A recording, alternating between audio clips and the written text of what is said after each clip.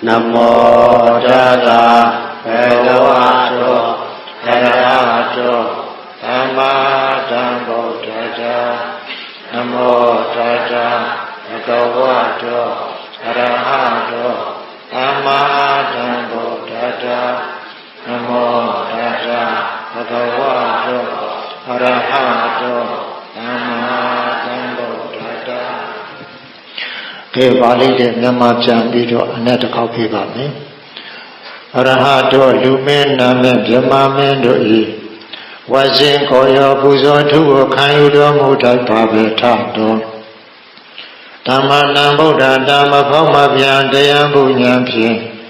တရားလုံးစုံကိုကိုယ်တော်တိုင်ထိုးထွင်း၍တည်တော်မူတတ်ပါပဲထတော်ဒါသဘဂဝါတော်ထိုမြတ်စွာဘုရားအားမေမာကံဘုရားတပည့်တော်တို့၏နမောနမတာဟောကောင်းစွာယူကျိုးလက်ဆောင်မိုး၍ရှိခိုးခြင်းသည်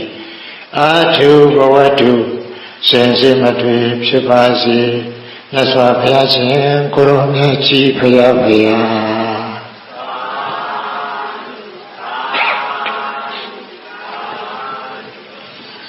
ကဲဒီကနေ့သာသနာတော်နှစ်2568ခုကောဇာတက္ကရာ1386ခုသပေါင်းလပြည့်ကျော်3ရက်16ရက်3လ2025ခုတနင်္ဂနွေနေ့စေကုဏ္ဏတေသပါရမီဓမ္မရိပ်တာမှာကြီးမှုပြီးတော့ဘုန်းကြီးရဲ့မွေးနေ့အဖြစ်တနေ့တာအရှိန်တို့တရားစခန်းဒီတရားစခန်းကိုစင်္ဂုစံတော်ရှင်ညနေ4 နာရီခွဲအချိန်မှာစတင်ဟောကြားလေ့လာကြမှာဖြစ်ပါတယ်တရားတော်နာမည်ကတော့မာနကြီးတော်ရဟန်းတော်900တဲ့ပါတယ်လေမာနကြီးတော်ရဟန်းတော်900ပါဗျာသူတော်ကောင်းတော်မာနဆိုတာအမှန်တန်ကြောက်ဖို့ကောင်းတယ်ဒီမာနတရားကြောင့်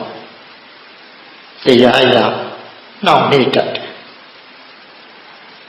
မာနဆိုတာကရှိတဲ့မာနမရှိတဲ့မာနရှိတဲ့မာနကတော့ငါဟာမြန်မာဗုဒ္ဓဘာသာသူတော်စင်တွေဖြစ်ကြတယ်ဒါကြောင့်မလို့ငါလိုမြန်မာဗုဒ္ဓဘာသာတွေကဒီလိုလူမြင်ခွင့်မှာမသိတော်တဲ့အလုပ်တွေသို့မဟုတ်ခွဲရမှာဒီလိုအောက်တန်းကြတဲ့အလုပ်တွေကိုမလုပ်သင့်ဘူးလို့ဒီလိုမာနထားတာတော့မထားသင့်ဘူးလားထားတယ်နော်ငါတို့ဟုတ်လားမြန်မာတွေကိုအထင်ကြီးသွားမယ်နိုင်ငံခြားရောက်နေလို့ရှိရင်ငါတို့လိုဟုတ်လားဗုဒ္ဓဘာသာကိုလက်ခံကိုးဝေကြတဲ့မြန်မာလူမျိုးတယောက်အနေနဲ့ဒီလိုအပြုအမူမျိုးကိုမပြုမှုတင်ဘူးဒီလိုအနေထိုင်မျိုးကိုမနေထိုင်တင်ဘူးဒါလည်းမာနပဲအဲ့ဒီမာနကြတော့ပါလေထားတယ်နော်ဟုတ်လားငါ5ပါးဒီလာကိုအမြဲတမ်းလိုက်နာကျင့်သုံးတယ်ဒီလိုငါလိုဒီလာရှိတဲ့ပုဂ္ဂိုလ်တယောက်အနေနဲ့ဟုတ်လားဒီလိုမဟုတ်တဲ့ဥစ္စာတွေကိုမလုပ်တင်ဘူးအဲ့ဒါလည်းပါလေခါကြည့်ပြန်မာနနော်ဒါကြွားတာတို့နော်မင်းမူတာတို့နော်တစ်ဖက်သားကိုပါလေကြိုးချင်တာတို့အဲ့ဒါအကုသိုလ်ဖြစ်စေတဲ့မာနတော့မကောင်းဘူးဘယ်တရားနဲ့ပတ်သက်လို့အထင်ကြီးတဲ့မာနလည်းမကောင်းဘူးနော်ပဋ္ဌာန်းပါဠိတော်မှာဥပနိဒေယဖြစ်စီပကတုပနိဒေယဖြစ်စီမှာယာခံဥပနိဒာယမာနစပတိတဲ့ယာခံဒီတက်ဆွဲတဲ့နော်မဲ့မောတဲ့ဟုတ်တယ်ဆွဲမဲ့တဲ့ဒီယာကကိုအကြောင်းလို့တော့မာနစပတိမာနကိုဖြစ်စေတယ်ဒီလိုပါတယ်အဲ့တော့မာနောစတုတုဒိဋ္ဌိကတဝိပယုတ်တေတုလို့အဘိဓမ္မာမှာဒီလိုနဲ့ဖွင့်တယ်ဒီမာနဟာပါလေ လောဘမှုစိတ်၄ပါးနဲ့တွဲပြီးတော့အလုပ်လုပ်တယ်တဲ့လောဘမှုစိတ်၈ပါးရှိတယ်လောဘမှုစိတ်ဘယ်နှပါလဲအဘိဓမ္မာလေ့လာဖို့တဲ့ပုဂ္ဂိုလ်တွေသိတယ်နော်လောဘ၈မျိုးရှိတယ်လောဘမျိုးစားပေါ့လိုချင်မဲ့မောမှုလောဘမျိုးစား၈မျိုးရှိတယ်အဲ့ဒီ၈မျိုးမှာကတံပယုတ်တဟုတ်လားတံပယုတ်တလို့ခေါ်တယ်တံပယုတ်တရားလောဘမျိုးစားက၄မျိုးဝိပယုတ်တလို့ခေါ်တဲ့လောဘမျိုးစားက၄မျိုးအဲ့တော့တံပယုတ်တလောဘဆိုတာကတော့ဒီအကုသိုလ်လုပ်တဲ့ခါမှာထက်မြက်တဲ့လောဘလေးပေါ့နော်ထက်မြက်တဲ့လောဘဝိပယုတ်တလောဘဆိုတာကတော့တံပယုတ်တလောဘလားမထက်မြက်ဘူးနော်အဲ့ဒီမထက်မြက်တဲ့လောဘ၄မျိုးနဲ့ဟုတ်လားမာနနဲ့တွဲတယ်ဟုတ်လားအဲ့ဒီလောဘနဲ့မာနနဲ့တွဲတယ်နော်အကုသိုလ်နဲ့တွဲတယ်နော်အဲ့တော့ဒီမာနရှိတဲ့အတွက်ကြောင့်မို့လို့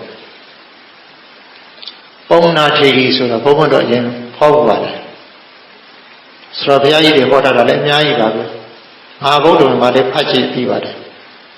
ဘုရားဖဏစုထိတရားမရနိုင်ပဲနဲ့ဖြတ်တန်းပြီးတော့လာကြတာပုံနာထေရီတဲ့ဘယ်သူတဲ့လဲ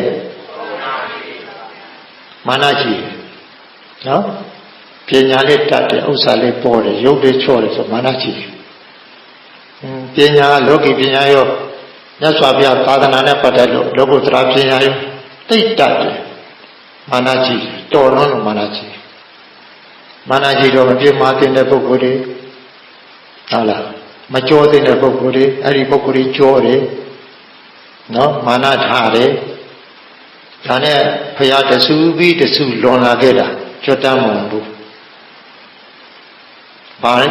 ဘာခံရလို့ဒါကြောင့်မာနဟာကောင်းလားမကောင်းလားစာထဲမှာဥပမာပြထားတစ်ခုရှိတယ်ထွန်တုံးကိုပြိုထားတဲ့စပကြီးမွေထွန်တုံးမျိုးထားတော့ကိုယ်လို့ဆမ်းလို့ရပါမလားတောင်းတောင်းရှိဖြစ်တယ်မာနရှိလို့ရှိရင်လေသူတစ်ပါးကိုဥမညွတ်နိုင်ဘူးဟုတ်လားသူတစ်ပါးကိုဥမညွတ်နိုင်ဘူးကိုအမှားလုပ်ရင်ဘာလုပ်ရမလဲထောက်ပံ့ရမယ်မတောင်းပန်ဘူးမတောင်းပန်နိုင်ဘူးအဲ့ဒါပါလေမာနအဲ့ဒီမာနဟာအကျိုးပေးကြတော့ကောင်းတဲ့အကျိုးပေးလားမကောင်းတဲ့အကျိုးပေးလားဘယ်လိုအကျိုးပေးပြောတန်ကြတော့အမျိုးညံ့တဲ့အမျိုးရုပ်တယ်တဲ့အောက်တန်းကြတဲ့အမျိုးမှဖြစ်တယ်ဒီပုံနာဒေရီဟာဟုတ်လားဘုရားအဆူဆူထံတော်မှာပိဋကတုံးပုံဆောင်တဲ့ဘိက္ခုနီရဟန်းမဖြစ်ကြတယ်နော်စာတတ်တယ်တရားဟောတတ်တယ်ဓမ္မဂတိကအကျော်အမော်တဲ့ဟုတ်လားမာနကြီးသူ့ထက်တိတ်ခါဝါကြီးတဲ့ပုဂ္ဂိုလ်တွေမလေးစားဘူးဘာရှိလို့ပညာတိုက်ရင်မာနကြီးတတ်တယ်ဥစ္စာပေါ်ရင်လည်းမာနကြီးတတ်တယ်နော်အမျိုးကုန်တွေပါတယ်ညရင်လည်းမာနကြီးတတ်တယ်နော်ရုပ်ချော့ရင်လည်းမာနကြီးတတ်တယ်နော်ဒီမာနဟာအမှန်တန်ကြောက်ဖို့ကောင်းတယ်တပေါင်းလိုထောင်လွှတ်တတ်တဲ့တရားတဲ့ဘယ်လိုလဲဟုတ်လားကြွားတယ်ပေါ့နော်တွေ့တဲ့လူတိုင်းကပါလဲကြွားတယ်အဲ့ဒါဘာသဘောလဲယောဂီတို့တွေ့ဘူးလားတွေ့ဘူးရောက်ပြီဟုတ်လားမာနဆိုတာကြောက်ဖို့ကောင်းတယ်နော်ဒါဘုရားဖဏစုလွန်လာခဲ့တဲ့ပုံနာထေရီကဂေါတမမြတ်စွာဘုရားလက်ထက်မှာကျွတ်တန်းဝင်ဖို့နောက်ဆုံးပစ္စည်းမဘုရားဆိုနောက်ဆုံးဘဝအဲ့ဒါမာနကြီးလို့လေပညာလည်းတတ်ခဲ့တယ်ဟုတ်လားလူတာတန်းတာလည်းရှိခဲ့တယ်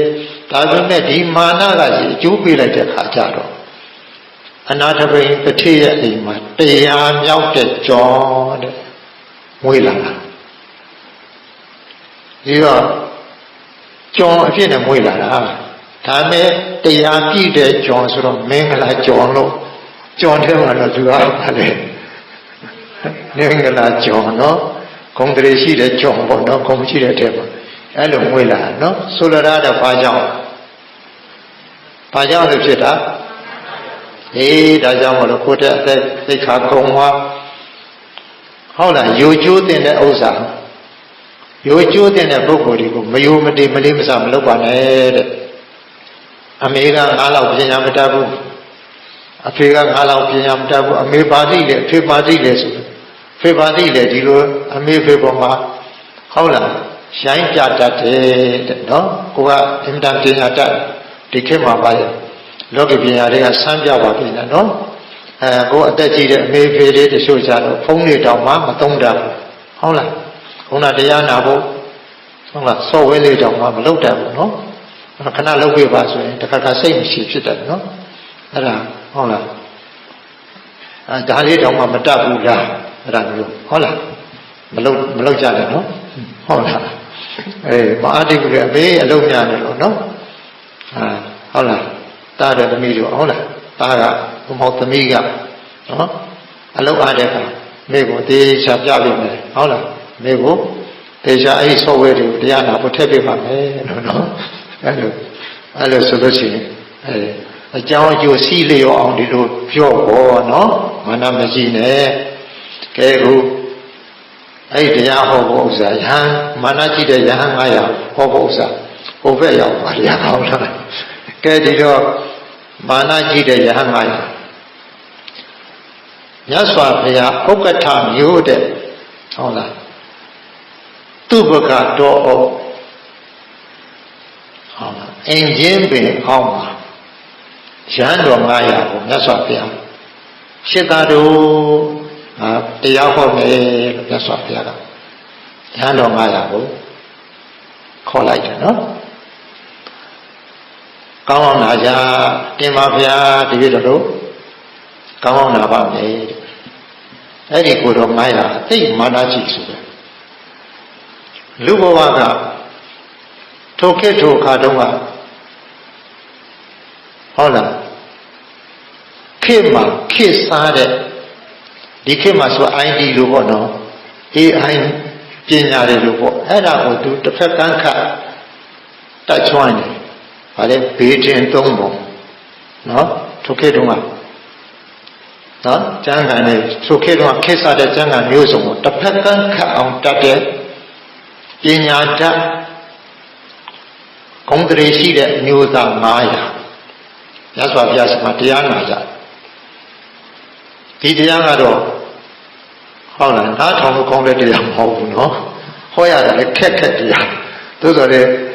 ဟုတ်လားနည်းနည်းဟောကြတာပေါ့အဲ့တော့ရသော်ဘုရားရှင်မှာရဟန်းဟောလာတယ်ရဟန်းပြုလာကြဘုရားတရားနာရသူတို့ဉာဏ်ကားလေးကောင်းတယ်နော်အတွေးပေါ်လည်းကောင်းတယ်လူတွေကလည်းဟိုမှာတက်ကြီးရွယ်ဟိုတွေမဟုတ်ဘူးအရွယ်ကောင်းတယ်ပေါ့ကြည့်ရတာဝိတကတုံးကိုသင်လိုက်တာသူတို့ဟာဝိတကတုံးကိုဟုတ်လားလွယ်နဲ့တတ်သွားကြတယ်တဲ့ဝိတကတုံးကိုအာကုံဆောင်နိုင်ကြတဲ့တိပိတကတရကိုတော့ဘယ်နှပါမြတ်စွာဘုရားခေတ္တကပေါ်လိုက်တာကိုမြန်မာနိုင်ငံမှာဘယ်နှပါရှိပြီ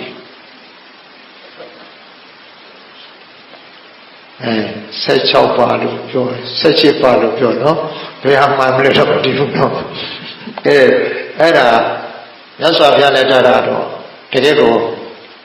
သာသနာတော်ရဲ့နော်တကယ်ကိုအချိန်ကောင်းအခါကောင်းဖြစ်လို့ပေါ်ပါတယ်တဲ့ဟုတ်လားပါရမီရှင်တွေကလည်းများတာကို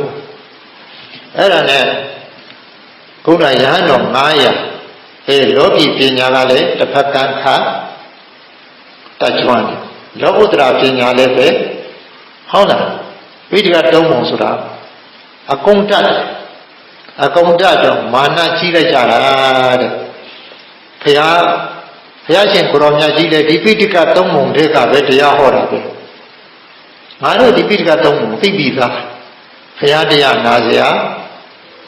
ဘာလို့တော့မလဲနော်ဘာလဲအဲ့ဒါမြတ်စွာဘုရားကိုကြည်ညိုလို့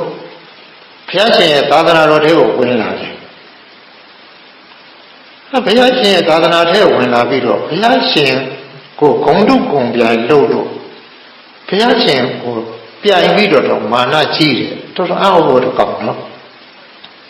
ပြောကောင်းလို့အောက်ဖို့မကောင်းဘူးလားအဲ့ဒါဘယ်သူလဲအဲ့ဒါဘာရှိလို့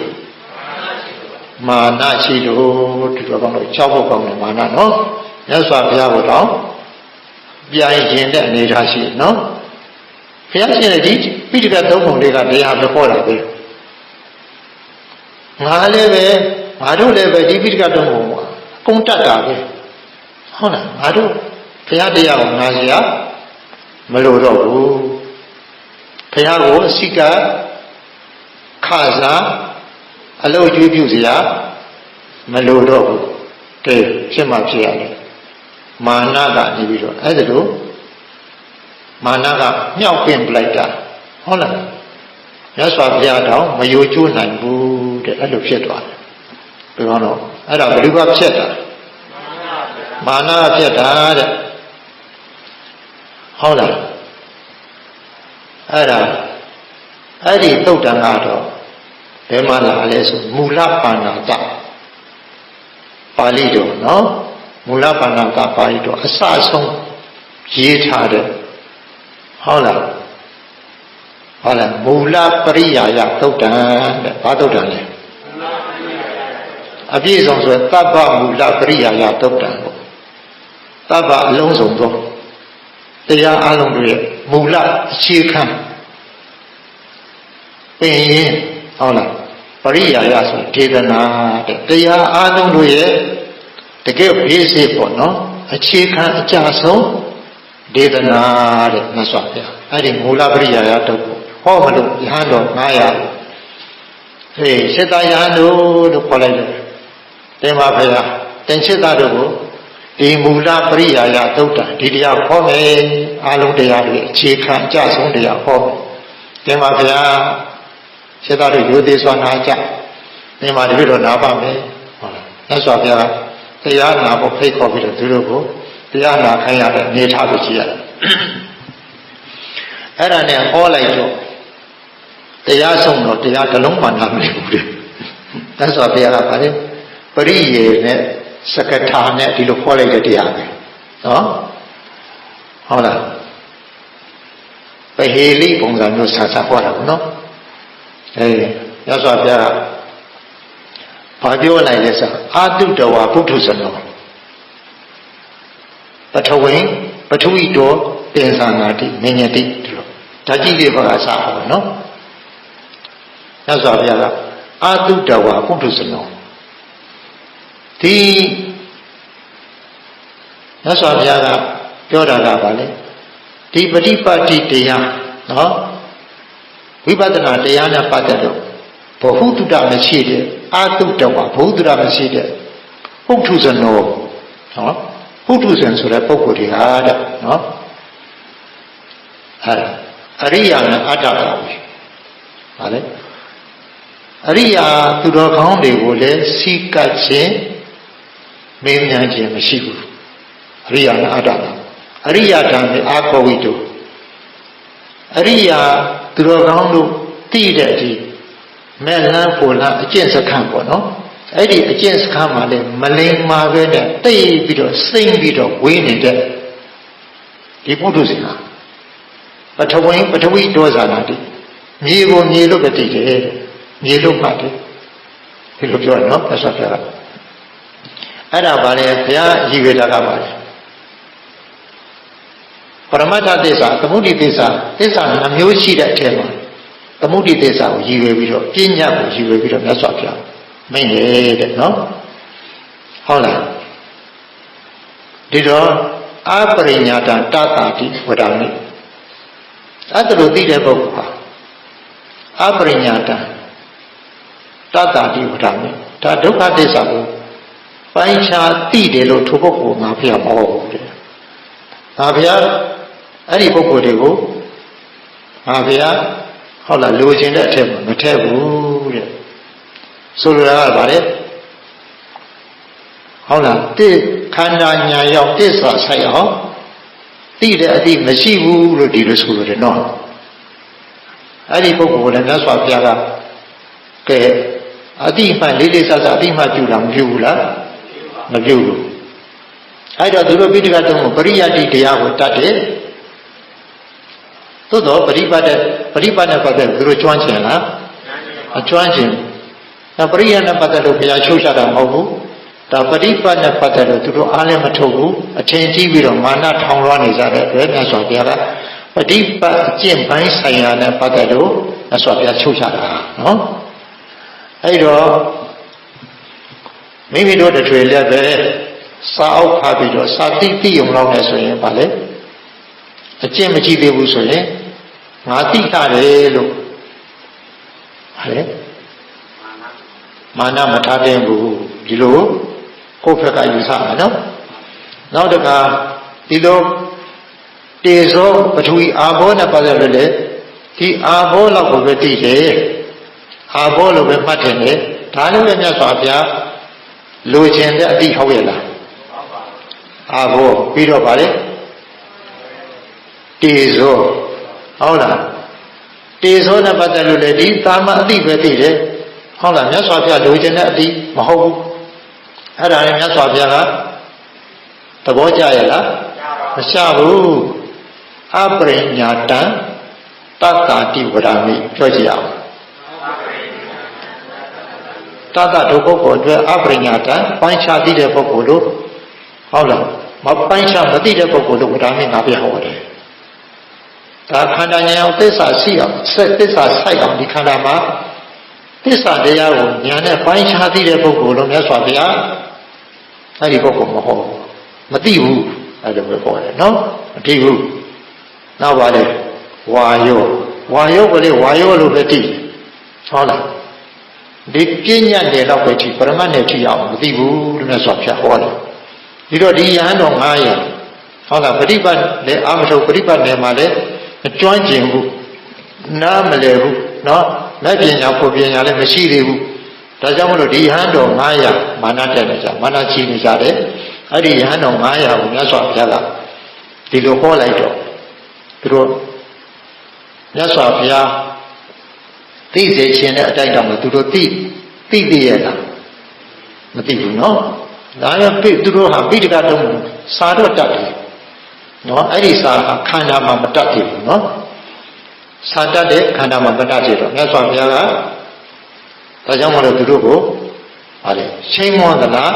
ချုပ်ချတာလားချုပ်ချပါတယ်ဘုရားနဲ့တော့ပြန်နေတာနော်အဲ့တော့ဘုရားပထဝီလို့သိတယ်ဆိုတာကအဲ့ဒီဓမ္မနဲ့ပတ်သက်လို့လေ့လာမှုနော်နားလည်မှုကျွမ်းကျင်မှုလိမ္မာမှုမရှိဘူးနော်ဝိပဿနာတရားနဲ့ပတ်သက်လို့အာထုံနေနော်အဲ့ရလေ့လာမှုကျွမ်းကျင်မှုအာထုံမှုမရှိသေးဘူးဆိုတဲ့ဟုတ်လားပုဂ္ဂိုလ်ဟာတဲ့ပထဝီကိုပထဝီလို့ပဲသိတယ်အာဘောကိုလည်းအာဘောလို့ပဲသိတယ်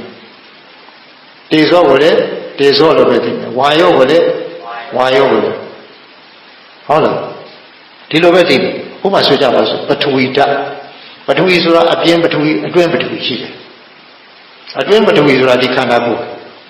နော်အပြင်ပထဝီဆိုတာမြင်ရတဲ့အရာဝတ္ထုအားလုံးတွေပဲဟုတ်လားဒီအခန်း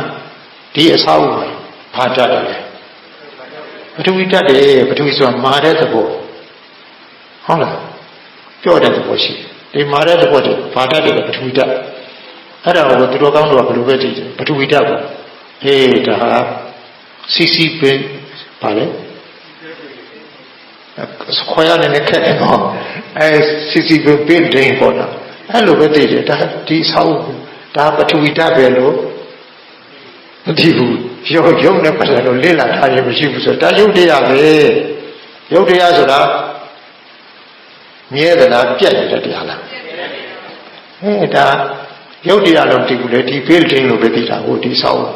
ဒီအမ္မာဒီကိုလည်းပါလေအမ္မာဒီလို့ပဲသိဟောဒါရုပ်တရားပဲပထဝီဓာတ်ဖြစ်ဟုတ်လားမသိဘူးအဲ့ဒါသမုဒ္ဒိနယ်ကပဲသိပေါ့နော်ပထဝီဓာတ်အဲ့ဒါလို့အားလုံးပေါ့ဟုတ်လားကိုယ်ကင်နေတဲ့အဲ့ဒီဖုံးတွေကဘာဓာတ်ပထဝီဓာတ်လို့စဉ်းစားဖို့လားဟုတ်လားစဉ်းစားဖို့ပထဝီဓာတ်တွေပဲနော်အဲ့ဒါရုပ်တရားတွေဟုတ်လားရုပ်တရားဆိုတာခိုင်သလားမြဲသလားပြတ်တဲ့တရားလားပြတ်နေတယ်ဒါကြောင့်မို့ iPhone တစ်နှစ်မှတစ်ချိန်ကထုတ်တယ်မဟုတ်လားသူ့ဖုန်းကြားလိုက်ဟောင်းလာတယ်လေစံမဆောင်တော့ဟုတ်လားဟောင်းလာတယ်နော် update လုပ်ရတာနောက်ပါလေဖုန်းထဲမှာမဆန်တော့ဘူးဟုတ်လားဂိတ်တင်နေလာတယ်ဟုတ်လားနိပညာတွေကမြင့်လာတယ်ဘာချတယ်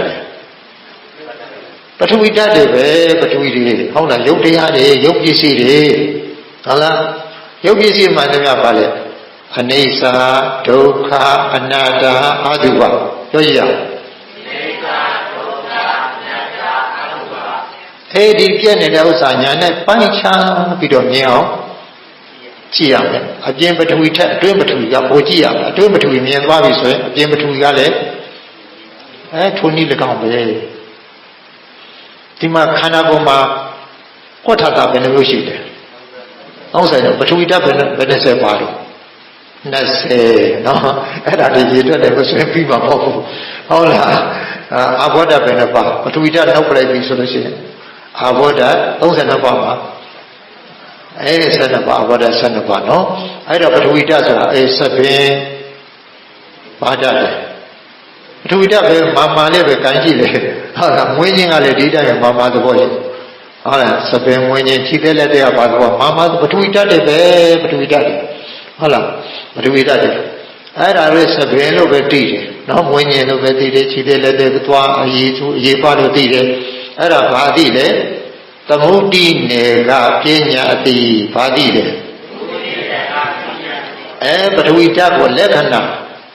ခဏာယတာပိစုပ္ပတံပဋ္ဌာန်ဆိုင်အောင်နော်ဟုတ်လားသစ္စာဆိုင်အောင်သိတဲ့အတိဟုတ်ရဲ့လားအဲ့ဒါဆိုရင်မြတ်စွာဘုရားဘာပြောလဲအပရိညာတံတတာတိဝဓာမိပြောကြည့်ရအောင်အဲ့ဒါညာနဲ့ဒုက္ခသစ္စာပိုင်းခြားသိတဲ့ပုဂ္ဂိုလ်ငါဘုရားမဟောဘူးဟုတ်လားမသိတဲ့ပုဂ္ဂိုလ်လို့ငါဘုရားဟောတယ်ဟုတ်လားအဲ့လိုပဲသွားမှာနော်ရောဘာလဲမြတ်စွာဘုရားက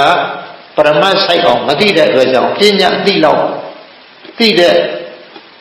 အသိမျိုးတွေဖြစ်နေလို့မြတ်စွာဘုရားကရှိန်မွန်တာလားကဲရတာလားကဲရတာနော်မင်းတို့အချင်းသားကိုယ့်ကိုအချင်းသားကြီးနေကြတာကဲမင်းတို့ဘာတစ်ခုသိလို့လဲနော်ဘဒုဝိဒနဲ့ပတ်သက်လို့ကဲပိုင်းခြားသိလို့လားရုပ်တရားဆိုတာမမြဲတဲ့အတွက်ကြောင့်ဘာတိစ္ဆာဖြစ်ပြနေတဲ့အတွက်ကြောင့်ဘာတိစ္ဆာသိတဲ့ဉာဏ်က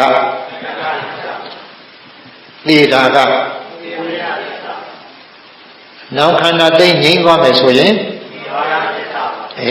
သူကသစ္စာဆိုင်အောင်ရှုရမှာမှတ်အောင်ပေါ့နော်အဲ့လိုမရှုမှတ်တဲ့အတွက်မြတ်စွာဘုရားကဒီကိုယ်တော်တွေကိုဒီတရားကိုဟောတဲ့အခါမြတ်စွာဘုရားကဟုတ်လားဒီကိုယ်တော်တွေကိုနားမလဲအောင်ဟောတာဟုတ်လားဘာဖြစ်လို့လဲဒီကိုယ်တော်တွေတိလာတယ်တတ်လာတယ်ဆိုပြီးတော့သူမာနကြည့်နေတယ်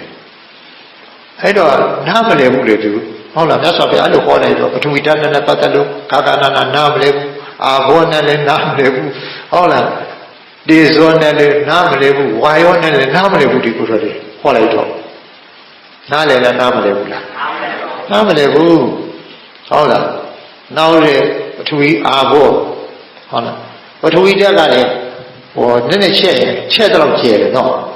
ပထဝီကလည်း၄မျိုးရှိတယ်ဘယ်နှမျိုးရှိနည်းနည်းပြောလိုက်အောင်နည်းနည်းပြောကြဝိသုဖြစ်နေမှာလက္ခဏာပထဝီတဲ့နောက်သတ္တံပါရပထဝီတဲ့အာရမဏပထဝီတန်မုတ်တိပထဝီလို့ပထဝီ၄မျိုးရှိတာလေမှတ်မိလားချက်ချင်းပြောတော့ပဲပါဠိလိုပြောတော့မှတ်မိလားဟုတ်လားကဲနံပါတ်1ပါလေလက္ခဏာပထဝီပြီးတော့သတ္တံပါရပထဝီနံပါတ်3က အာရမဏပထဝီနံပါတ်၄ကတန်မုဒ္ဒိပထဝီတဲ့ပထဝီ၄မျိုးအဲ့ဒါအဓိပ္ပာယ်နဲ့ပြောမှနည်းနည်းနားတယ်လက္ခဏာပထဝီဆိုတာကက်ခလမုဒ္ဒုကက်ခလလက္ခဏာမုဒ္ဒုလက္ခဏာဆိုကက်ခလဆိုတာမာချောတဲ့လက္ခဏာမုဒ္ဒုလက္ခဏာဆိုနုညံ့တဲ့လက္ခဏာမာချောတဲ့လက္ခဏာနုညံ့တဲ့လက္ခဏာအဲ့ဒါဘာရဲ့အမတ္တပထဝီရဲ့အမတ္တဒါကြောင့်မလို့ပထဝီအဲ့ဒီပထဝီကိုလက္ခဏာပထဝီနော်နံပါတ်1ကပါလေသာတံပါရပထဝီသာတံပါရဆိုတာကဟုတ်လားဒီအကောင်အထက်ဟုတ်လားပုံကတန်းဟုတ်လားအဲ့ဒါမျိုးတွေပေါ့အဆောက်အဦပုံစံမျိုးပေါ့နော်ဒီခန္ဓာကိုယ်ဆိုလို့ရှိရင်ဒီခေါင်းတို့ခြေတို့လက်တို့အဲ့လိုအဆောက်အဲ့ဒါဘာပထဝီလဲသာတံပါရပထဝီအတွင်းဆိုလို့ရှိရင်အပြင်ဆိုလို့ရှိရင်ဒီအဆောက်အဦတွေပါလေဒါသာတံပါရပထဝီပဲဒါကြောင့်မလို့အဲ့ဒါပထဝီဓာတ်ဒါလည်းပထဝီဓာတ်တစ်မျိုးပဲတဲ့နောက်အာရမဏပထဝီဆိုတာအာရမဏပထဝီဆိုတာအာယုန်နမိတ်ခြင်းအောင်အာယုန်နမိတ်နဲ့တရားအထုတ်တာဟုတ်လားပထဝီမြေအထုတ်တယ်ဒါရေကတန်းပထဝီကတန်းဟုတ်လားရေကတန်းဟုတ်လားအာဘောကတန်းပထဝီကတန်းအဲ့ဒါကတန်းဝင်အာယုန်ထင်လာအောင်အထုတ်တဲ့ဥစ္စာအဲ့ဒါလေးပထဝီဓာတ်နဲ့ပတ်သက်လို့အထုတ်တာပဲအဲ့ဒါကြတော့ပါလေအာယုန်နဲ့ပတ်သက်တဲ့အာရမဏပထဝီတမ္မုဒ္ဒိပထဝီဆိုဒီပထဝီဓာတ်ကိုပထဝီနဲ့ပတ်သက်လို့တရားအထုတ်လို့ဆံရရင်နတ်ပြည်ရောက်သွားတယ်နတ်ပြည်ဖြစ်သွားတယ်တမ္မုဒ္ဒိပထဝီတဲ့အဲ့ဒါကြတော့ဟုတ်လားနတ်ပြည်ဟုတ်လားသမုဋ္ဌာတယ်နော်နတ်ဟုတ်လားနတ်ဖြစ်သွားတယ်ဟောနတ်ဆိုတာဟုတ်လားသမုဒ္ဒိမှာရှိတယ်ပရမတ်မှာနတ်လို့ရှိတာနတ်လို့ရှိတာမပြောချင်ဘူးပရမတ်မှာမရှိဘူးပရမတ်မှာဘာပဲရှိခန္ဓာ၅ပါးရုပ်တရားနဲ့နတ်တရားပဲရှိတယ်နတ်လို့မှမရှိတာပရမတ်မှာလူလို့လည်းမရှိဘူးသူကလုံးဝမရှိဘူးလားပညာအနေနဲ့ရှိတယ်ပရမတ်နယ်ထဲမှာတော့မရှိဘူးတဲ့နော်ဒါကြောင့်မလို့အဲ့ဒါပထဝီ၄မျိုးကဲနောက်တစ်ခါအာဘောအပြင်အာဘောအတွင်းအာဘောဆိုတာကဟုတ်လားအတွင်းအာဘောဆိုတာဘာလဲရေတတ်တယ်မဟုတ်လားခန္ဓာကိုယ်ထဲမှာမရှိဘူးလားရေတတ်တယ်နဲ့ဖွဲ့စည်းတာပဲသွေးဟာလဲဘာလဲသွေးဟာလဲအာဘောဓာတ်ပဲနော်စီဟာလဲအာဘောဓာတ်ပဲတလိပ်တွေပေါ့သိကြည်တွေပေါ့အာဘောဓာတ်တွေခန္ဓာကိုယ်ကြီးမှာအာဘောဓာတ်တွေဖွဲ့စည်းတာနော်ဓာတ်ကြီး၄ပါးဖွဲ့စည်းတာနော်ဒါဓာတ်ကြီး၄ပါးနဲ့အဲ့ဒါနာတရားလားယုတ်တရားလားမြဲတဲ့တရားလားဖောက်ပြန်တည့်ရှိနေတဲ့တရားလားအဲ့ဒီအာဘောယုတ်တရားနဲ့ဖွဲ့စည်းထားတဲ့ခန္ဓာကိုယ်ရှိသည့်အတွင်းအာဘောတွေဖောက်ပြန်ပြည့်စည်နေတဲ့တရားတွေကိုဒီယုတ်တရားတဲ့သစ္စာဖွဲ့ကြည့်ဗာသစ္စာမြင်တဲ့ဉာဏ်ကအဲ့တော့မြင်တဲ့ဉာဏ်ပေါ်လာပြီဉာဏ်နဲ့ထင်ရှားလာပြီဆိုလို့ရှိရင်ဩဒီအာဘောဓာတ်နဲ့ပြည့်စည်နေတဲ့အကြည့်ကျွန်းစရာကောင်းတဲ့ဟုတ်လားစီတို့နော်စီတို့သွေးတို့ဖြီးတို့တလိပ်တို့အင်တိုင်းကျွန်းစရာကောင်းတာပဲဒီအာဘောဓာတ်တွေဟုတ်လားအတွင်းခန္ဓာကိုယ်ကြီးအာဘောဓာတ်ကျွန်းစရာကောင်းတာဒီလိုအဲ့ဒါခန္ဓာကိုယ်ထဲမှာဒီလိုနှလုံးသွင်းရှုပွားများအားထုတ်မယ်ဆိုလို့ရှိရင်ကျွန်းစရာကောင်းတဲ့ဒီယုတ်တရားတွေပြက်တာပဲဒီလိုမြင်သွားရင်ဒါနဲ့တက်ပါဦးလားမနဲ့တက်ရင်ဘာသစ္စာပြည့်သမုဒယသစ္စာတင်မှာပေါ့လောဘကလိုချင်တယ်မသိလို့လိုချင်တာလေဟုတ်လားမသိလို့လိုချင်တာပဲမသိလို့သဘောကျတာပဲသိရင်မလိုချင်ဘူးမေဃသစ္စာနဲ့တည်တယ်မလိုချင်တော့ဘာသစ္စာသိသမုဒယသစ္စာသိနော်မေဃသစ္စာပွားသမုဒယသစ္စာသိတော့နောက်ခန္ဓာမလာအောင်အဖြစ်အစိမ့်မြင်သွားပြီဆိုရင်နိရောဓသစ္စာရမှာပေါ့နော်အာဘောဒီတော့ဒီအာဘောနဲ့ပတ်သက်လို့လေရေလို့ပဲကြည့်ဒါရေပဲဟုတ်လားဒါသွေးပဲဒါအာဘောဓာတ်မတူသွေးပဲဒါဖြီပဲဒါတလိပ်ပဲဒါနှက်ပဲဒါမျက်ရည်ပဲဟုတ်လားဒါလောက်ပဲသိတယ်အဲ့ဒါဘာအတိလဲသမုဒိအတိဒီနေ့အပြင်ပညာအတိပရမတ္တိဟုတ်ရဲ့လားပရမတ္တိမဟုတ်ဘူး အဲ့ဒါပရမအတိမဟုတ်တဲ့အဲ့ဒီအတိလောက်ကသိတဲ့ပုထုဇဉ်တွေဟာဘာလဲအာတုတဝပုထုဇနောပြောကြည့်အောင်ပရမအတိဓာတိဆိုင်အောင်အာထုတ်ထားခြင်းမရှိတဲ့ဘုဒ္ဓနဲပါတဲ့ပုထုဇဉ်အဆိုးတွေလို့ပြောတာအရိယာတွေကပြောတယ်နော်ပုထုဇဉ်အဆိုးတွေဘာလို့ဆိုကိလေသာထူလို့ပြဿနာတွေဖြစ်လို့ပြဿနာပေါင်း16000ကမ္ဘာလောကကြီးမှာဖြစ်တာအရိယာတွေကြောင့်ဖြစ်တာလားပုထုဇဉ်တွေကြောင့်ဖြစ်တာလားပုထုဇဉ်တော့ပုထုဇဉ်အလုပ်လုပ်တယ်နော်ပုထုဇဉ်အလုပ်လုပ်ကြတာဟိုအရိယာမပေါ့တာဘောနော်တကယ်ဒါကြောင့်အာတုတဝပုထုဇနောဆိုတာဘုဒ္ဓမရှိလောကီပြောတာမဟုတ်ဘူးဟုတ်လားလောကုတ္တရာဘုဒ္ဓမရှိတဲ့ပုထုဇဉ်အရိယာနဲ့အတ္တကအရိယာတွေကိုလေဟာအရိယာတတိတွေလည်းမကိုးကွယ်မရှိကအရိယာဓမ္မအာကိုဝီတော့အရိယာတရားကိုလေမလိမ္မာဘူးမချွမ်းချင်ဘူးနားမလည်ဘူးအရိယာတရားနဲ့ဝေးနေတယ်အလှမ်းဝေးတယ်စိမ့်တယ်တဲ့အဲ့ဒါပါလေဘုဒ္ဓမရှိတဲ့ပါလေပုထုဇဉ်ဟုတ်လားအဲ့ဒါအာဘောကိုလေအာဘောလောက်ပဲသိတယ်ဆိုလိုတာတော့ဒီသူရည်တွေပြည်တွေတလိပ်တွေဟုတ်လားရွှေတွေဒါတော့ပဲသိတယ်ဟုတ်လားအဲ့ဒါနဲ့ပတ်သက်လို့ပထဝီနဲ့ပတ်သက်လို့ตายရတယ်ဟုတ်လားမตายရဘူးဟုတ်လားပထဝီနဲ့ပတ်သက်လို့ချစ်တယ်မုန်းတယ်အာဘောနဲ့ပတ်သက်လို့ချစ်တယ်မုန်းတယ်ဒေဇောနဲ့ပတ်သက်လို့ချစ်တယ်မုန်းတယ်ဝါယောနဲ့ပတ်သက်လို့ချစ်တယ်မုန်းတယ်အဲ့လိုသာမန်အတိလောက်ပဲသိတယ်လို့ဒီလိုဆိုလိုတာတော့ဟုတ်လားအဲ့တော့ယောဂီတို့ကဒီအတိလားနည်းနည်းလွန်လားယောဂီတို့တော့အဲ့ဒါအတိဟုတ်လားသူတအာသုတဝပုထုဇနောမဟုတ်ဘူးနော်သူတဝအရိယာတာဘကိုဖြစ်အောင်ကြိုးစားနော်ဟုတ်လားဘုဒ္ဓရာရှိတဲ့မြတ်စွာဘုရားရဲ့တိပိသားတွေရဲ့အဆုံးအမတွေကိုဟုတ်လားနာယူပြီးတော့ကျင့်သုံးလက်ခံနေတဲ့ပုဂ္ဂိုလ်နော်အရိယာနဲ့အတ္တတာဘုဟုတ်တော်ဘူးအရိယာပုဂ္ဂိုလ်တွေစိကပုဂ္ဂိုလ်တွေနော်အရိယာတရားကိုနာကြတယ်လေ့လာတယ်အားထုတ်တယ်နော်အဲ့ဒါအင်မတန်မှရာခဲတဲ့ဒီအလုပ်တွေကိုကိုကလုပ်နေကြတဲ့ပုဂ္ဂိုလ်တွေလို့ဒီလိုမှတ်ဟုတ်လားဒီမူလပရိယာဆိုအချီးကြီးထုတ်တာနော်ကိုကကိုယ်လည်းဖတ်ကြည့်မြန်မာပြန်ဟုတ်လားဒါမဲ့တော်တော်နားလည်ဖို့တော့ခက်နေတယ်နော်ဟုတ်လားမြန်မာပြန်မှာဖတ်ကြည့်နေတယ်အချီးကြီးပဲထုတ်တာကဟုတ်လားအဲ့တော့ဒါအချီးကြီးပြောနေရပါဆိုရင်မဆုံးနိုင်ဘူးတဲ့လိုရင်းတော့ပဲနည်းနည်းပြောမယ်နော်ခုနာယူပဲကြော်သွားပြီတဲ့ဒီတော့ပထဝီရဲ့အာဘောရဲ့တေဇောရဲ့ဝါယောရဲ့ဟုတ်လားဝါယောဆိုတာဒီအပြင်မကုဏအာဘောဆိုတာအပြင်မရေကိုလည်းပဲဒါ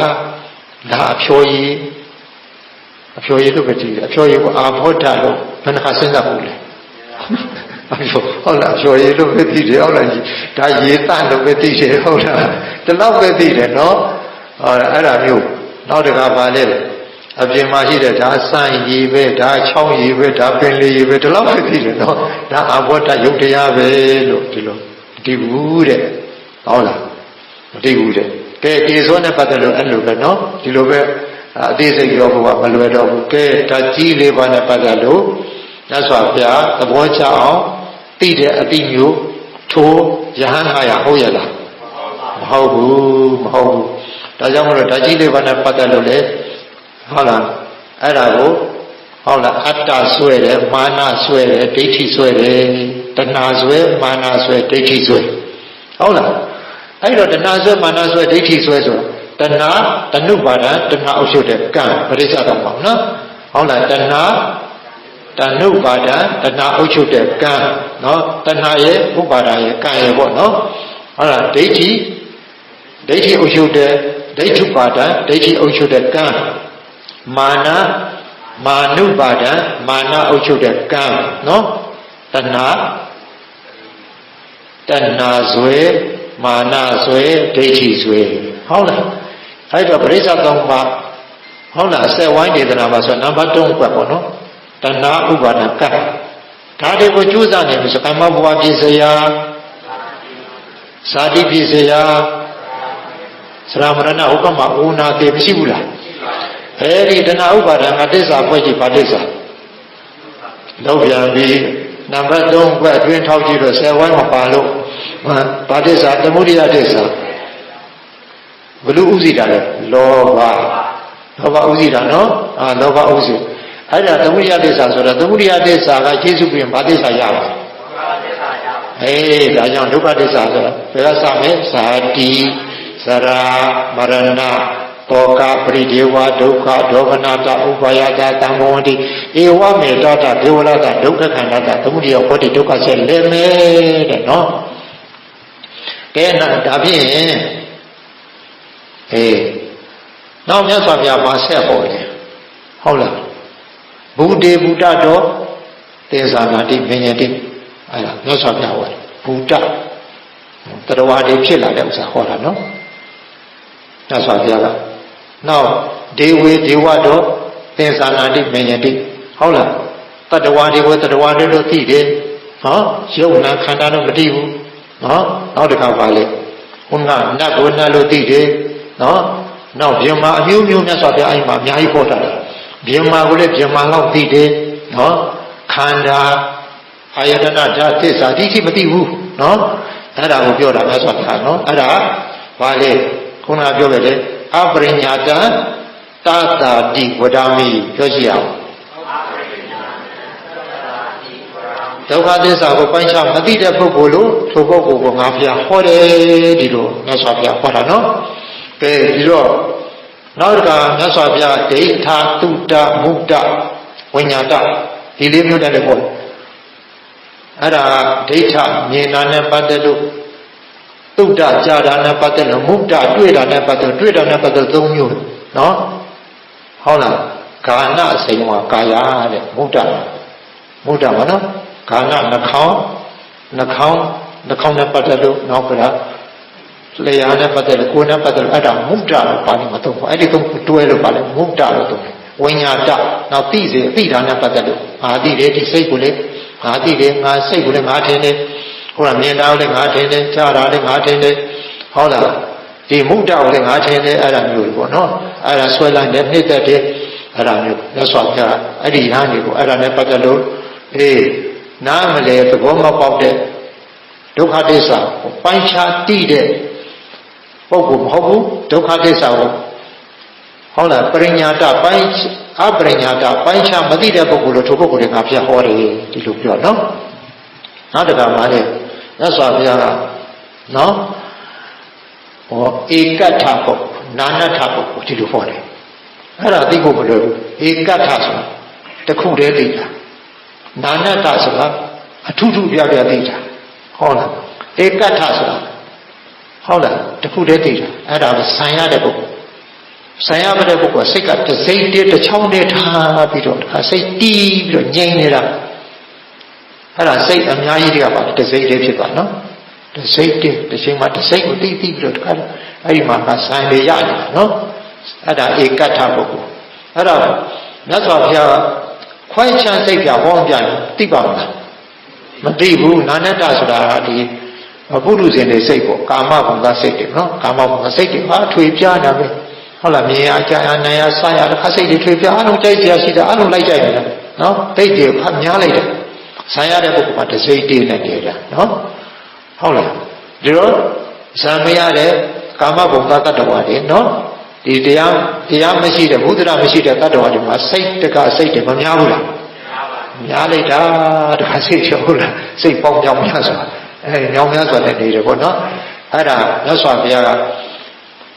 ဟုတ်လားဧကတ္ထနော်ဧကတ္ထနဲ့ပတ်သက်လို့လည်းပဲဟုတ်လားမြတ်စွာဘုရားနားလေမြတ်စွာဘုရားသဘောကျအောင်သူတို့မသိဘူးနာနတ္တနဲ့ပတ်သက်လို့မသိဘူးနောက်နိဗ္ဗာန်ဟုတ်လားနိဗ္ဗာန်နဲ့ပတ်သက်လို့မြတ်စွာဘုရားကဘုဒ္ဓရာမရှိတဲ့ပုဂ္ဂိုလ်နိဗ္ဗာန်ကိုနိဗ္ဗာန်လို့မှတ်တယ်နိဗ္ဗာန်လို့ထင်တယ်နိဗ္ဗာန်နဲ့ပတ်သက်တော့ပြောတယ်ဒါမဲ့ဒီနိဗ္ဗာန်ကတော့ဒီဒုက္ခငြိမ်းတဲ့နိဗ္ဗာန်ကိုရည်ရွယ်တာမဟုတ်ပါဘူးတဲ့အဲ့ဒီနိဗ္ဗာန်ကဘာလဲတချို့ကပြောရမလားဟာကွာဒီလောက်ဒီလိုစားရဒီလိုနေရရင်တော့လောကနိဗ္ဗာန်ပဲလို့ပြောတာနော်အဲ့ဒါကမြတ်စွာဘုရားပြောတာဘာနိဗ္ဗာန်ပြောတာလဲလောကနိဗ္ဗာန်ဟုတ်လားဒီလိုသာစားရဒီလိုသာနေရမယ်ဆိုရင်တော့ကွာဟုတ်လားနိဗ္ဗာန်ကိုမလို့ချင်ဘူးဒါလောကနိဗ္ဗာန်နိဗ္ဗာန်ဆိုတာဒါပဲလို့ပြောတယ်အဲ့ဒီနိဗ္ဗာန်ပြောတာနော်အဲ့ဒါ အဲ့ဒါနဲ့ပတ်သက်လို့ကိုကမြင်ကြားစတဲ့အာယုံနဲ့ပတ်သက်လို့ခံစားနေရတာကိုလေဘာလို့ထင်လဲနိဗ္ဗာန်လို့ထင်တယ်ဟုတ်လားနိဗ္ဗာန်လို့နားလေတယ်နိဗ္ဗာန်တော့လက်ခံတယ်နော်အဲ့ဒီလိုပုဂ္ဂိုလ်ကိုမြတ်စွာဘုရားကပါလေ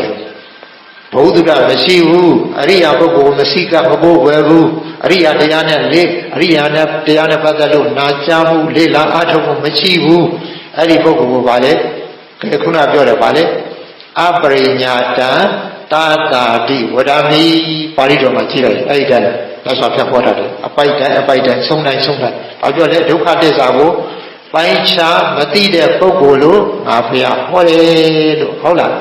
အဲ့တော့ဒီမူလပရိယာယတုတ်ပါအမှန်တန်ကျေပြတယ်ငါပုထုဇဉ်နဲ့ပတ်သက်လို့ဟောတာနော်တိခဆိုတဲ့သောတာပန်အရိယာတက္ကတာကအရိယာအနာဂံအရိယာနဲ့ပတ်သက်လို့ဟောတာနောက်ယဟန္တာနဲ့ပတ်သက်လို့ဟောတာ၃ပိုင်းခွဲပြီးတော့အဲ့မှာအရိယာပုဂ္ဂိုလ်ပုထုဇဉ်ပုဂ္ဂိုလ်ဟုတ်လားတိခပုဂ္ဂိုလ်ပုထုဇဉ်ပုဂ္ဂိုလ်အရိယဟန္တာပုဂ္ဂိုလ်ဒီပုဂ္ဂိုလ်တွေနဲ့ပိုင်းပြီးတော့မြတ်စွာဘုရားဟောတာတယ်ဒီလောက်အမွဲလောက်ပေါ့နော်ဒါအရေးအမွဲလောက်ဒီဘုံဟောတဲ့တရားကိုအမွဲလောက်ဟောတာနားလေရလားနားလေရှင်းပြပြီးတော့နည်းနည်းဟောသွားနော်အဲနားမလဲလည်းမတတ်နိုင်ဘူးဟုတ်လားသုတ်တရာရှိဟုတ်လားကဲဒီတော့အဲ့ဒီသုတ်တရာကိုဆုံးသွားတယ်ကိုတော့အဲ့900ကတလုံးနဲ့နားမလဲဘူးတဲ့ရိုးလားပိဋကသုံးပုံဆောင်လားတလုံးနဲ့နားမလဲဘူးမာနငကူကမြတ်စွာဘုရားနဲ့ရှင်ပြီးတော့ငါတို့ဟုတ်လားငါတို့ကတော်တတ်တဲ့ပုဂ္ဂိုလ်လို့ကိုယ့်ကိုအထင်ကြီးနေတဲ့ပုဂ္ဂိုလ်တွေဟာဗါလေတလုံးမှနားမလဲတော့ဟုတ်လားတခါတည်းကိုယ့်ကိုအထင်ကြီးတာတွေဘာဖြစ်သွားလဲခိုင်ရိုက်ချိုးခံရတယ်လို့တခါအားလုံးပါလေဟုတ်လား၅ပါးအောက်ပါနော်ငါကအထင်ကြီးနေတဲ့ဥစ္စာတွေဟောမာနကြီးတဲ့ကိုယ်တော်တွေနော်၅ပါးပေါက်တယ်တခါလေဟုတ်တယ်မာနလေးကြီးစီရလောကီပညာနဲ့ထိတ်တန်းဟုတ်လားလောကုတ္တရာပညာနဲ့ထိတ်တန်းထိရောက်တတ်တယ်လို့ပြောနော်အခါတည်းမာနကြီးရင်လည်းကြီးရှင်စရာပဲနော်ဟုတ်လားဝိမမာနကြီးရင်လည်းဟုတ်လားမျိုးမကျော်နောက်ရောက်နေဟုတ်လားလိုက်ရွက်တဲ့ကမျိုးမကျော်စီဟုတ်လားနောက်ရောက်နေမာနကြီးရင်လည်းကြီးရှင်စရာပဲနော်မာနမကြီးကြနဲ့ဟုတ်လားငါတို့ကတရားတော်အားထုတ်တာပြီတရားအားထုတ်เสียမလို့တော့တရားတော်နာထားပြီးတရားနာเสียမလို့တော့တရားစကားပေါ်လေးသွားเสียမလို့တော့ဘုရားနာမကြည့်နေတယ်နော်ဟုတ်လားတလုံးမရရနှလုံးမရရကိုအားရင်အားထုတ်ကြတဏှာကြီးအားထုတ်ရင်လေတခုအတွက်တဏှာကြီးအကျိုးရှိတယ်ဟုတ်လားမာနကြီးတစ်ဖက်သားနဲ့လုံးနေတယ်ဟုတ်လားတရားစကားတစ်ခုကျင့်ပါရတာတရားကျင့်ပါရတာလွယ်တယ်လားမလွယ်ဘူးဟုတ်လားဒီခမ်းမငါလုံးမရတာနဲ့ခမ်းမရှားလုံးမရတာနဲ့ဟုတ်လားဒီကုံချမှုစရိတ်နဲ့ဟုတ်လားဝေယဝိသလောက်ပါနဲ့လုံးရတာနဲ့အိုးဟာမလွယ်ဘူးအားလုံးအကြောင်းညီညွတ်မှနော်ဒါအကြောင်းညီညွတ်မှဖြစ်တာနော်အကြောင်းညီညွတ်မလွယ်ပါဘူးဒါကြောင့်ကိုယ်တဏှာကြီးရနော်နာယီဝက်ရကြိုးစားပြီးတော့ကိုယ်ကအာထုတ်ဖြစ်တယ်ဆိုရင်ကိုယ့်အတွက်အခြေခံကုသိုလ်တရားအများကြီးရပါပါတယ်တဲ့နော်မြတ်စွာဘုရားရဲ့တရားတွေအမှန်တမ်းမှအောင်ကောင်းတယ်အမှန်တမ်းမှကြီးကျယ်တဲ့တရားတွေတဲ့သာသနာရှိတဲ့အခါမှာနော်သာသနာမရှိရင်မလွယ်ဘူးအရိမတိယမြတ်စွာဘုရားပွင့်ပြီးကဘာဓာတ်ကဘာပြက်ပြီးတဲ့နောက်ဘုရားမပွင့်တဲ့ကဘာတသိန်းလောက်တဲ့ဘုရားတဆူးလည်းမပွင့်တဲ့ကဘာတသိန်းဘုရားကတရားကသံဃာကဆိုတာဗာလေအားလုံးမကြားတော့ဘူးပြီးတဲ့အခါမှာကဘာတခုအဲ့ဒီကဘာဘာကဘာလဲတာရကဘာလားဘုရားတဲ့ဆုရနဲ့ဆုလောက်ခွင့်တဲ့ကဘာလားဒီကဘာဗတ္တကဘာဆိုတာဘုရားငါဆုခွင့်တယ်တဲ့အဲ့လိုဘုရားမပွင့်ဘုရားတရားသံဃာသံဒီအတန်နဲ့စိတ်သုံးသွားလို့ချင်းကြွတ်တန်းဝင်စရာနိလန်မရှိဘူးလမ်းပြောက်ပြီအဲ့ဆိုတော့ဒီတဘဝမှာတော့ဒုက္ခတွေတွေ့လိုက်တာနော်ဟုတ်လားအဲ့ဒီလိုဘဝတန်ត្រာတွေမှာဘလောက်တော့ဒုက္ခတွေ့လိမ့်မယ်ဒီနော်ဒုက္ခတွေဒီတဘဝကလေးနေရတာပေါ့ဒုက္ခတွေတောထအောင်ဖြတ်သန်းရတာနော်ဘုရုတ္တဖေဟုတ်လားဘဝတန်ត្រာနဲ့ခြီလို့နောက်လဲခြင်းသေးလား မလဲချင်းတော့ဘူးဆိုလို့ရှိရင်လည်းနည်းနည်းလှုပ်ချအောင်တော့ဟုတ်လားတန်တယ်ဘယ်လောက်လှုပ်ချအောင်ဟုတ်လားတန်တရာကြီးဘယ်လောက်ကြီးငွေဖို့ကောင်းလဲနော်ကြီးငွေဖို့ကောင်းကဲဒီတော့အဲ့ဒီရဟန်းတော်900တရားရလားမရဘူးတရားတော်နားလေလားညဆိုဘုရားတရားရအောင်ဟောတာလားမာနကြအောင်ဟောတာလားမာနကြအောင်သူတို့လည်းကြွတန်းဝင်ဖို့သူတို့အချိန်မရောက်သေးဘူးတထာဝိရိယတတိသမာဓိပညာတွေ့ကြရအောင်တထာဝိရိယတတိသမာဓိပညာဣန္ဒြေ၅ပါးတတ္တိန္ဒြေလေးကျင့်ဖို့လိုတယ်ဟုတ်လားဝိရိယန္ဒြေကျင့်ဖို့လိုတယ်တတ္တိန္ဒြေလေးကျင့်ဖို့လိုတယ်နော်သမာဓိန္ဒြေလေးကျင့်ဖို့လိုတယ်ပညာန္ဒြေလေးကျင့်ဖို့လိုတယ်အမှန်ကသရတရားလေးစိုးမိုးသွားဖို့လိုတယ်ဝိရိယတရားလေးစိုးမိုးသွားဖို့လိုတယ်ဝိရိယတရားစိုးမိုးသွားအိတ်လိုက်တာမလာတော့ဟုတ်လားအဲ့ဒီဣန္ဒြေ၅ပါးစိုးမိုးသွားတဲ့ပုဂ္ဂိုလ်အဲ့ငိတ်တာအဲ့အကုသိုလ်ကိလေသာတွေအနာမသိနိုင်တော့ဘူးသူတရားရဖို့တော်တော်နီးသွားပြီလေရှင်းချက်သွားပြီရှင်းသွားပြီခါတဲ့သူမှတကယ်ကိုတခါကမ္မထာဝိပဿနာကမ္မထာတရားတွေခါရေးစီးသလိုသူမှခိုင်းစမ်းရေးစီးသလိုစီးသွားပြီအားထုတ်လိုက်စီးနေပြီသူမှနော်ဒါတရားရဖို့တိတ်ပြီးတော့နီးသွားတယ်နော်အဲ့တော့ဣန္ဒြေလေးရင်းလာဖို့လို့သေးနော်မြတ်စွာဘုရားသိသိတယ်လေနော်မြတ်စွာဘုရားကဒါဥယျာဉ်မှုတယောက်ကနော်ဒီအပင်ဟာဘယ်လိုစိုက်ပျိုးရမလဲနော်ဒီအပင်ဘယ်လောက်ကြာရင်ပြီးမယ်ဟုတ်လားပြီးလာတဲ့အသည့်ကြပြန်တော့လေဒီအသည့်ဟာဘယ်လိုအချိန်မှဖူးဆွဲရမလဲဟုတ်လားဒီအချိန်မှဖူးဆွဲလိုက်ဘယ်နှစ်ရက်အုပ်ရင်မှဲ့ပဲနော်ဘယ်နှစ်ထားလိုက်မှဲ့ပဲဒီအသည့်ကတော့ဘယ်နှစ်ထားရင်ဟုတ်လားမှဲ့ပဲဒီအသည့်ကတော့ဘယ်နှစ်ရက်နဲ့မမှဲ့ဘူးဒါကျွမ်းကျင်တဲ့ဥယျာဉ်မှုကပါလေသိတယ်လို့မြတ်စွာဘုရားကပုဂ္ဂိုလ်တူးတရားကိုကြည့်လိုက်ရင်အင်္ဂလိပ်ဘယ်တော့ရင့်မလဲအခုမရင့်သေးဘူးဟုတ်လားမြတ်စွာဘုရားအလွန်ကျွမ်းကျင်တော်မူတဲ့ဟုတ်လားအင်္ဂလိပ်ပရောပရိယတိဉာဏ်တော်ကိုပိုင်ဆိုင်ထားတဲ့အင်္ဂလိပ်အနုအယဉ်ကိုသိနိုင်တဲ့မြတ်စွာဘုရားပရောမြတ်ကြီးသိပြီးတော့နားလည်တာပေါ့နော်ဟုတ်လားမာနကြအောင်ပဲဟောတယ်တရားရအောင်ဟောတယ်တရားမဟုတ်ဘူးတဲ့မာနကြည့်လိုက်တဲ့ဘုရားတွေအခုမာနရှိသေးလားမရှိတော့ရင်တရားမနာတော့ဘူးလားနာတော့ပဲနော်မြတ်စွာဘုရားမရှိကမဟုတ်ဝယ်တော့ဘူးလားဟုတ်ဝယ်ရှိတော့မယ်နော်အဲဆိုတရားများများနာရင်သူတို့မှတရားများများတိုးတက်မှုရလာမှာပေါ့ငါတို့ဘာမဟုတ်သေးပါလားအင်မတန်အောဖို့ကောင်းပါလားမြတ်စွာဘုရားရဲ့ဟုတ်လားဉာဏ်တော်မြတ်ဟာအင်မတန်အောဖို့ကောင်းပါလားဟုတ်လားငါတို့အားလုံးသိတာပဲဟုတ်မလဲမသိသေးဘူးကိုယ်ကိုလက်ခံသွားပြီကိုယ်ကိုနားလဲတော့နော်ဒါနဲ့မြတ်စွာဘုရားဒေသစာရိခီကြွကြည့်ပြီးတော့ဝေသာလီပြည်မှာနော်ဂေါတမကနတ်ပေါဟုတ်လားဂေါတမကဟုတ်လားနတ်ကျောင်းမြတ်စွာဘုရားတည်သုံးတဲ့ကအဲ့ဒီမှာဂေါတမကသုတ်တံလေးဟောတယ်ဒီမူလပရိယာယသုတ်တံကိုတစ်ချိန်ပြန်ဟောတဲ့အဆုံးမှာအဲ့ဒီယဟန်900ယဟန်နာဖြစ်ကုန်ကြတယ်တဲ့ကဲယဟန်နာဖြစ်မာနရှိကောင်းမလားမရှိတော့ဘူးနော်အဲ့ဒီယဟန်နာဖြစ်ကုန်ကြတော့ကိုတော်တွေကပြောကြတယ်ဗောဟုတ်လားဒီလောက်မာနကြီးတဲ့ဒီလောက်ထောင်တွားတဲ့ဟုတ်လားဒီလောက်တော့အပြောရဆိုတာခက်တဲ့ဒီကိုတော်တွေမြတ်စွာဘုရားယဟန်နာဖြစ်အောင်ဟောနိုင်တယ်အောက်ဖို့ကောင်းလိုက်တဲ့မြတ်စွာဘုရားရဲ့ဒေသနာဉာဏ်တော်လို့ယဟန်တော်တွေကချီးကျူးကြနော်အဲ့ဒါမြတ်စွာဘုရားကညနေဟုတ်လားတရားဟောချိန်မှာဟုတ်လားအဲ့ဒီယဟန်တော်တွေစီပြီးကြွလာတဲ့အခါအဲ့မှာခင်းပေးတဲ့နေရာမှာထိုင်လို့စစ်သားတို့ပါတယ်များပြောနေကြတယ်ဒီလိုပါဘုရားစစ်သားတို့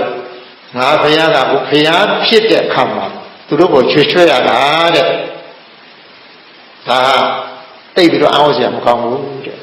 ငါဘုရားအလောင်းတော်ဖြစ်စဉ်အခါလေးသူတို့900ငါဘုရားဟုတ်လားဆုံးမခေရဖူးတယ်လို့မိန်တော့အခုတော့သိတယ်ဘုရားအတိတ်အကြောင်းတပည့်တော်မသိဘူးဒါဆိုဘုရားအတိတ်အကြောင်းဟောပါအောင်ဆိုပြီးတော့တောင်းပန်လို့အဲ့ဒါဗာလဲမူလပရိယာယဇတ်တော်လို့အဲ့ဒီဇတ်တော်ကဆက်ပြန်ဟောတယ်နော်ပြန်ဟောတယ်အဲ့ဒီဇတ်တော်ကပါရဏတိပြည်ဗြဟ္မဏထမင်းကြီးအုပ်ချုပ်တဲ့ကနော်ပုံနာမျိုးနော်ပုံနာမျိုးကမြတ်စွာဘုရားအလောင်းတော်ကဟုတ်လား အဲ့မှာပညာသင်လို့ထိတ်တန့်ရောက်တဲ့ပညာတတ်လို့နော်ဗေဒလုံးမတတ်လို့ထိုခေတ်ထိုခါကအဲ့ဒါမြတ်စွာဘုရားအလောင်းတော်ကပါမောက္ခဆရာကြီးဖြစ်ခဲ့တယ်နော်ပါမောက္ခဆရာကြီးဖြစ်တဲ့အခါအဲ့ဒီကိုတော်900ကဟုတ်လားအမျိုးသား900လာဖြစ်တော့ဘုရားအလောင်းစီမှာပညာလာတဲ့ပညာလာတဲ့လို့ပညာတတ်တဲ့အခါသူကဒီအခုမာနပြန်တယ်လို့ပြန်နိုင်တဲ့ဟုတ်လားအဲ့ဒီဆရာကြီးသင်ပေးတဲ့ပညာငါတို့အကုန်တတ်ပြီတဲ့ဆရာကြီးနဲ့ငါတို့လည်းပါလေဘာကွာသေးလို့လေဆရာကြီးတဲ့ဓာပဲတတ်တာငါတို့ဓာပဲတတ်တာဆိုတော့တနေ့သွားချိန်ကမှဆရာကြီးမနေ့ပိုင်းနေပူစာလုံးပြီးတော့ဇီးပင်အောင်ဟုတ်လားဇီးပင်အိုအောင်မှာဆရာကြီးကနားနေတဲ့ခိုင်လာပြီးတော့အဲ့ဒီ900ကဇီးပင်လေးကိုခောက်ပြီးတော့ပေါ့ဒီဇီးပင်ကအသက်ကြီးပြီးတော့ဟုတ်လားအခေါင်းကြီးတဲ့ဘာမှအနှစ်မရှိဘူးဆိုပြီးတော့သူ့ဆရာကပါလေရွဲ့တယ်ပေါ့နော်ဘာမှအနှစ်မရှိပါဘူးတဲ့ဟုတ်လားဆရာရွဲ့တယ်ကဆရာသိတယ်မင်းတို့ငါပြောတာဟောဟုတ်ပြီဒါဖြင့်မင်းတို့ကငါမိခွန်းတစ်ခုမေးမယ်တဲ့ဟုတ်လားမင်းတို့ဖြည့်ကြည့်စမ်းဖြည့်ကြမလားမင်းတို့မိခွန်းလိုချင်လားဆိုလိုချင်တယ်တဲ့သူကဟုတ်လားဆရာကြီးနဲ့အတူတူကိုလိုချင်တယ်ဆိုတာအဲ့ဒီခါကြတော့ဆရာကြီးကမိခွန်းမေးပါဠိတော်ကာလောကတတိဘူတာနိပပ္ပနေဝသာဒနာယောသကာလောကတောဘူတောသဗ္ဗုတ္တသဗ္ဗုတိပစ္စနိပစီတဲ့ပါဠိတော်နော်ဘာပြောလဲဆိုတော့ကာလောကတိဘူတာနိသဗ္ဗနေဝသဟတနာကာလဆိုတဲ့ဒီအချိန်ဟာတဲ့သူ့အချိန်ကာလဆိုတဲ့သူကိုယ်တိုင်နဲ့တကွမြင်သမျှရှိမှတတ္တဝါတွေကိုသူကဝါးမျိုးစားတော့နေတယ်တဲ့သူတော်ကောင်းတို့ဘုန်းတို့ဘယ်သူကစားတော့အချိန်ကာလကဟုတ်လားတနေ့ပြီးတနေ့တရက်ပြီးတရက်တနေ့ပြီးတနေ့တနာရီပြီးတနာရီဒီအချိန်ကစားလိုက်တာစားလာလိုက်တယ်ကာလစားလိုက်တာအတက်ကဘုံတော့အသက်ဘယ်လောက်ရှိပါလဲဘယ်သူစားသွားကာလစားသွားတယ်ရုံးဖတ်လို့လေမရဘူးအဲဆိုလို့ရှိရင်အသက်အပိုင်းခြားရဲ့ဟုတ်လား4ပုံပုံလိုက်ရင်ဟုတ်လား3ပုံဒီပါတော့စားသွားပြီတဲ့ဟုတ်လားနည်းပဲကြံတော့တယ်ကိုယ့်အသက်ကိုလည်းပြန်ကြည့်ချအောင်တော့ငါအသက်ကိုကာလဘယ်လောက်စားသွားပြီလဲငါရဲ့ရုပ်ကိုကာလကဘယ်လောက်စားသွားပြီလဲနော်တော့ကြရင်ဟုတ်လားလုံးဝမျိုးသွားတဲ့အခါမှာရုံးထွက်လို့တော့မရတော့ဘူးဟုတ်လားလုံးဟုတ်လားလုံးမမျိုးခင်ပေါ့နော်ရုံးထွက်လို့ရတဲ့အချိန်မှာကြိုးစားပြီးတော့ရုံးထွက်ကြနှုတ်မောတသန္တရာလုံးကဒီကာလရဲ့စားဖတ်ဝါဖြစ်လာတယ်နော်အဲ့တော့ကာလဟာတဲ့မိဆိုတဲ့အချိန်ကာလနဲ့ဒီတတ္တဝါတွေအလုံးကိုစားနေတယ်ဝါနေနေတယ်တဲ့ဒါပေမဲ့လို့တဲ့အဲ့ဒီကာလကိုညာမိနဲ့ပြန်စားနိုင်တဲ့ပုဂ္ဂိုလ်တယောက်ရှိတယ်တဲ့အဲ့ဒီတယောက်သောပုဂ္ဂိုလ်ဆိုဘယ်သူလဲမေးတယ်နော်ဘယ်သူလဲ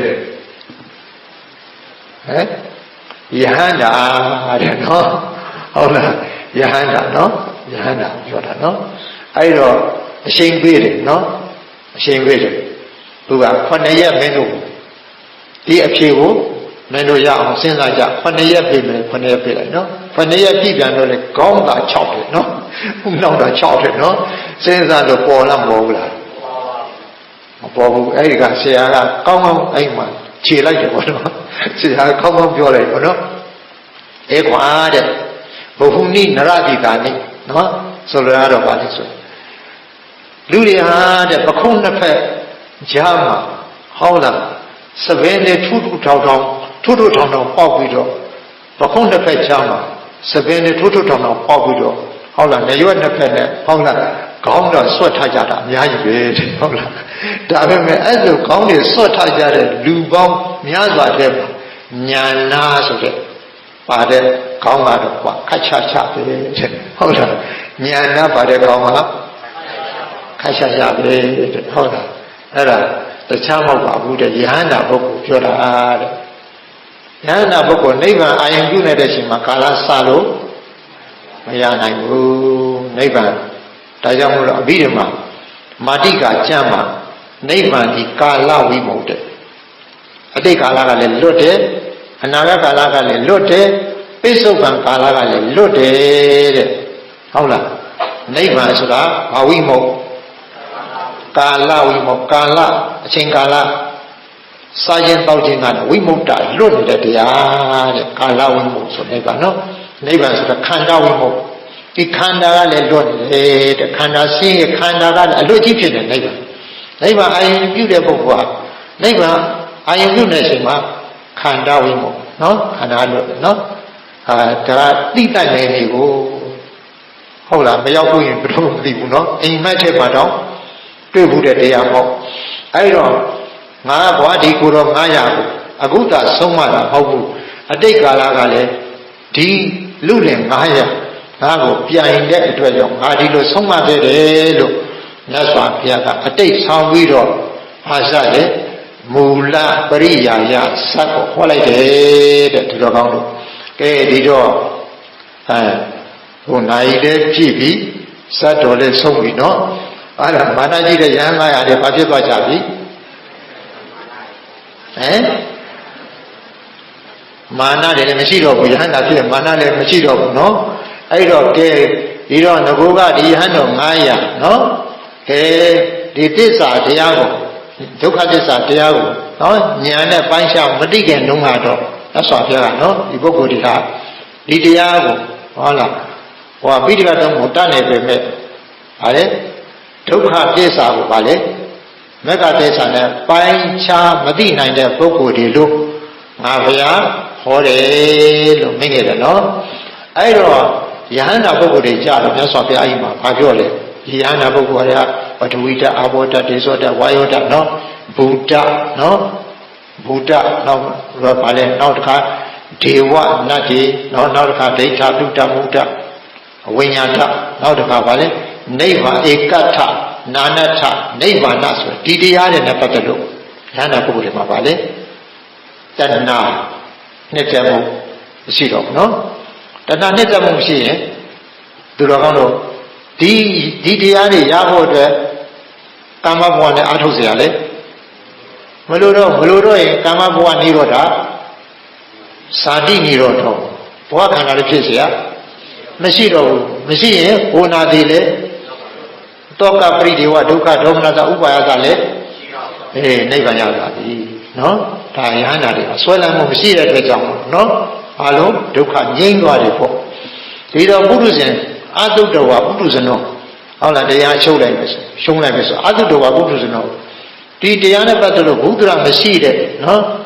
အရိယတရားသူတော်ကောင်းတွေကိုလည်းမရှိကတ်တဲ့မကိုးွယ်တဲ့နောက်တစ်ခါဗါလဲသူတော်ကောင်းတရားမှလည်းပဲလေ့လာခြင်းမပြုတဲ့မကျွမ်းကျင်တဲ့မလိမ္မာတဲ့တရားနဲ့သိစိတ်နေတဲ့တရားနဲ့သိလှမ်းဝေးနေတဲ့ဒီပုထုဇဉ်ပုဂ္ဂိုလ်ကြီးဟာဟုတ်လားဒါတွေနဲ့ပတ်သက်လို့ပထဝီအဘောဓာတေဇောဝါယောနဲ့ပတ်သက်လို့သဘောကျတယ်သဘောမကျဘူးမလားဘူးလားလာတယ်သဘောကျဆိုဦးနာဗါလေသဘောကျတယ်ဆိုရင်ဒါနဲ့ပတ်သက်လို့အာထုတ်ရင်ကာမဘဝဖြစ်เสียဇာတိဖြစ်เสียဝရဏတောကပရိဒေဝဗါလေဒုက္ခဒေါမနတဥပါယတပရိစ္ဆသုံးပါမလဲဘူးလားလဲလားတခြားလဲတာလားဒုက္ခဆက်လဲတာလားရှမ်းသာလားဆင်းရဲလားဆင်းရဲတဲ့ဆက်ဆက်လဲသွားတော့အဲဒီတရားတွေကိုမနှစ်သက်မသားရမဲ့နဲ့ဖြတ်နော်နိဗ္ဗာန်ရသွားတဲ့ပုဂ္ဂိုလ်မှာကတော့တဏှာကောင်းပြီပြီးရင်ဒီဘဝခန္ဓာရဖို့အတွက်အာထုတ်เสียမရှိတော့ဘူးကာမဘဝနိရောဓဇာတိနိရောဓစရာမရဏတောကပရိဒေဝဒုက္ခဒေါမနဒုက္ခယာတာနိရောဇာတိဧဝမေတတဒေဝလတဒုက္ခခန္ဓာတနိရောဓဟောဒီဒုက္ခဆက်ရသွားပြီငြိမ်းသွားပြီဟုတ်လားမလဲတော့ဘူးနိဗ္ဗာန်ရပါနော်မာနကြီးတဲ့ယဟန်တော်900ဘာဖြစ်သွားပြီဘာဖြစ်သွားပြီဒုက္ခဆက်ရသွားပြီယဟန်တာဖြစ်သွားပြီနော်ဒီတော့ကိုယ့်အသက်ကိုကာ